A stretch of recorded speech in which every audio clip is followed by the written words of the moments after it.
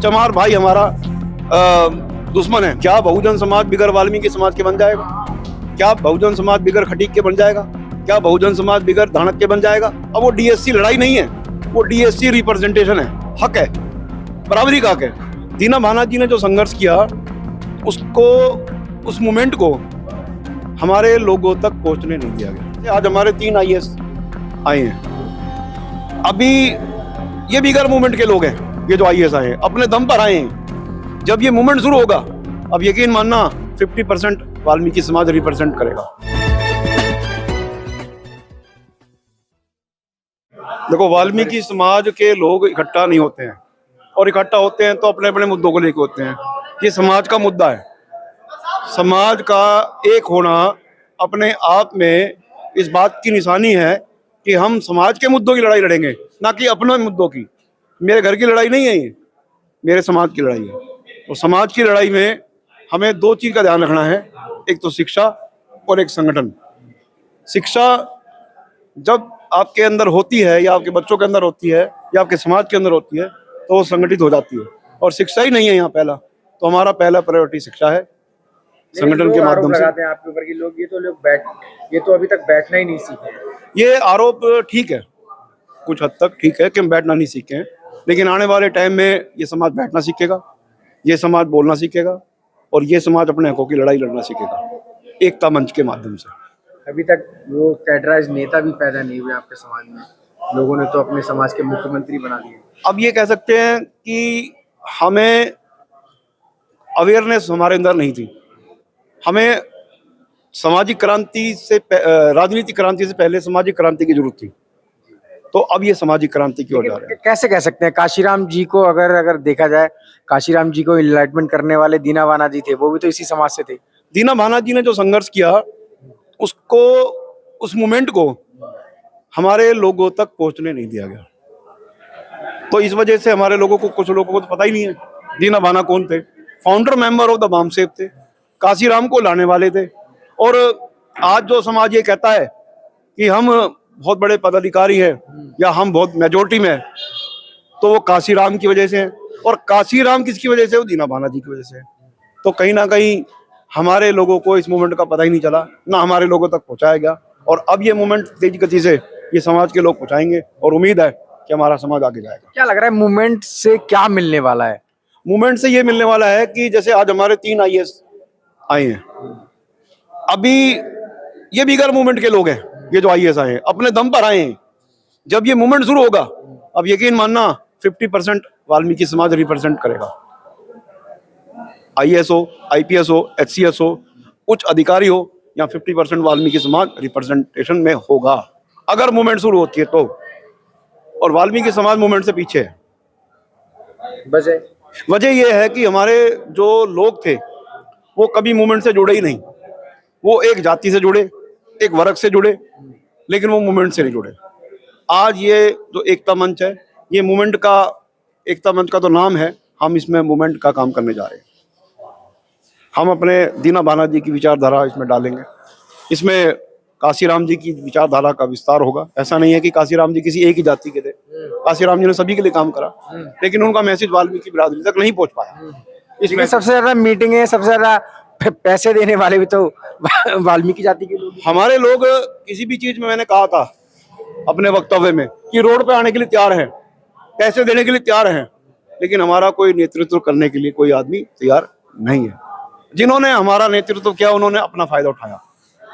आज बारी है इस बिरादरी को डीएससी के माध्यम से, हरियाणा सरकार जो लड़ाई लड़ रहे थे हरियाणा पंजाब कोर्ट में, आज वो पूरे इंडिया की लड़ाई हो गई है। अब वो डीएससी लड़ाई नहीं है, वो डीएससी रिप्रेजेंटेशन है, हक है, बराबरी का हक है। अगर हम बराबरी के अधिकार में आते हैं तो यकीन मानना कि अगले 5 साल में रिजल्ट कुछ और होगा। डीएससी जब शुरू हुआ तो आप लोगों पे आरोप लगा आप पढ़े लिखे लोग नहीं है। देखिए, एनएफएस तो कोई भी हो सकता है, पढ़े लिखे की बात यही है। NFS not found suitable. क्या हमारे बड़े भाइयों में एनएफएस नहीं होते हैं? आज भी होते हैं। जब हमारा डीएससी नहीं था, आरक्षण ही था, खाली एससी वर्ग था, तब भी एनएफएस हुए हैं और आगे भी एनएफएस होंगे। ये सरकार की मंशा पे है, ये गवर्नमेंट की मंशा पे है कि हम एनएफएस हमें करे या ना करे। अगर मान लो कहीं आईएएस का कोई क्वेश्चन आता है तो हमारे लोगों से तो ऐसे क्वेश्चन पूछे जाते हैं कि उस फलाना फलाना स्टेट का वो बताओ, और उनके बच्चों से वो सवाल करा जाता है जो उच्च वर्ग है, बड़े आराम से हरियाणा के मुख्यमंत्री का नाम बता दो तीसरे का।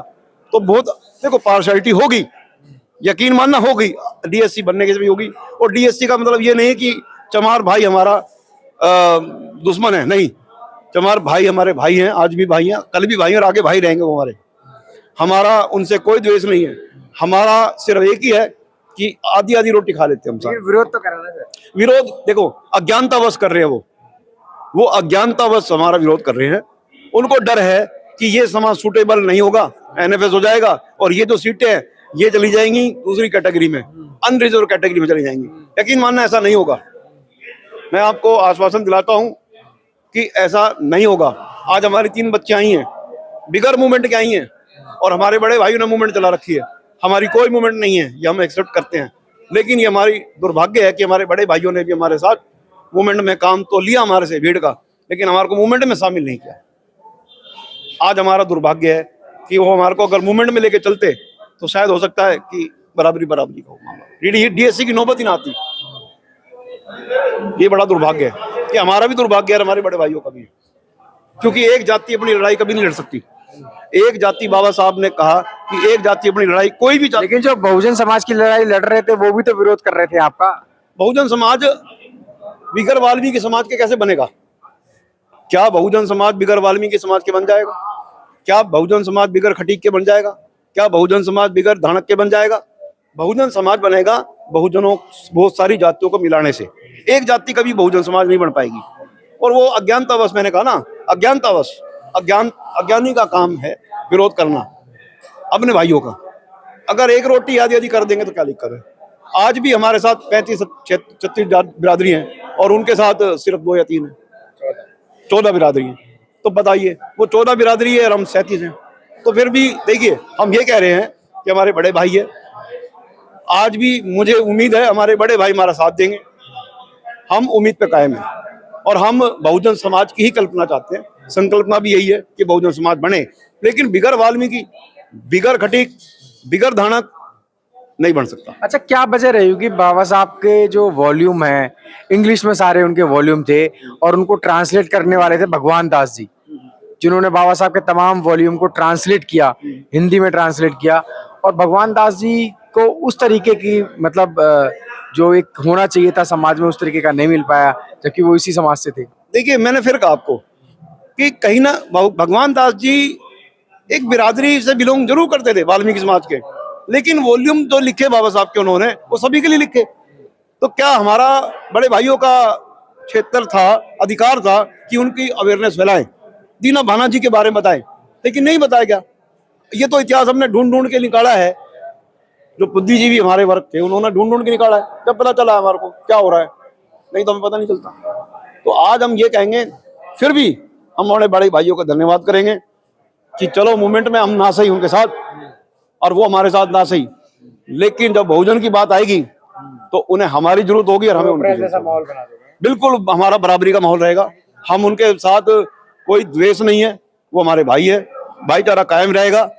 लेकिन हम एक बात जानते हैं कि एक रोटी है तो आधी आधी भाइयों को करनी पड़ेगी, आज नहीं तो कल करनी पड़ेगी, और रोटी बेटी का व्यवहार भी करना पड़ेगा। मैं तो ये कहूंगा, यहां तक कहूंगा कि ये जातियां आपस में रोटी बेटी का व्यवहार जिस दिन करना सीख गई तो ये डीएससी यूएससी की नौबत नहीं आएगी। ठीक है, शुक्रिया।